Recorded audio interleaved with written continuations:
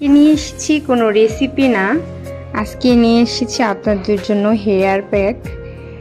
এই হেয়ার প্যাকটা যদি সপ্তাহে 2 দিন দিতে পারেন তাহলে আপনাদের চুলের গোড়া শক্ত হবে এবং দ্রুত লম্বা হবে। আমি এটা ব্যবহার করি, এটা আমার নিজের জন্য বানিয়েছি, আজকে আমি ব্যবহার করব এর জন্য।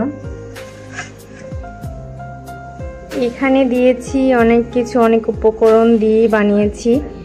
আপনারা যদি জানতে চান কি কি উপকরণ দিয়ে হেয়ার প্যাক বানিয়েছি তাহলে অবশ্যই কমেন্ট করবেন।